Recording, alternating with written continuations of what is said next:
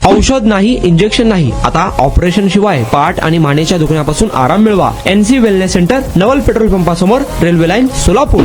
नरसापूर लहान मुलीवर लैंगिक अत्याचार आणि तिच्या हत्या प्रकरणात आरोपी भीमराव कांबळे याला कोर्टाने दोषी ठरवले.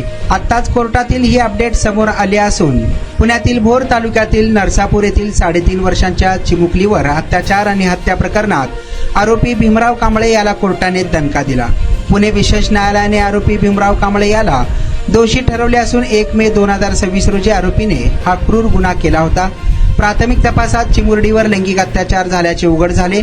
आरोपीने खाऊ देण्याच्या बहाण्याने त्याच्यावर अत्याचार केला होता. नंतर तिचा निर्गुण खून केला.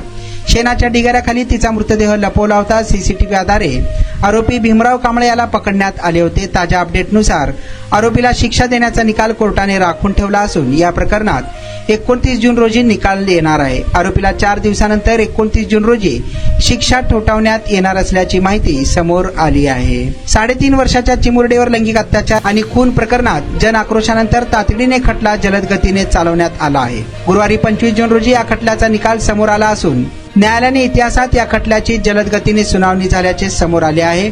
प्रकरणात आरोपी भीमराव कांबळे वय 65 याला अटक करण्यात आली होती. आज पुणे जिल्हा आणि सत्र न्यायालयात निकाल समोर आला असून विशेष न्यायाधीश SR साळुंखे यांनी या नराधमाला या प्रकरणात दोषी ठरवले असून शिक्षा मात्र राखून ठेवल्याची माहिती समोर आली आहे. वर्षापासूनच मला नेक पेनचा त्रास होता. ट्रीटमेंट जी मला मिळाली ती बेस्ट ट्रीटमेंट होती, कारण ही नॉन सर्जिकल ट्रीटमेंट होती. त्या स्टाफ कडून, डॉक्टर कडून मला खूप चांगल्या ट्रीटमेंट मिळाल्या. माझं नाव उमेश साळुंखे. ते जावई आहेत आणि सांगितलं मग त्यांना कुठे सांगितलं मित्राने अन्सी म्हणून सायंटिफिक पद्धतीने होते असं सांगितलं. मला 4 दिवसातच थोडा फरक जाणवला.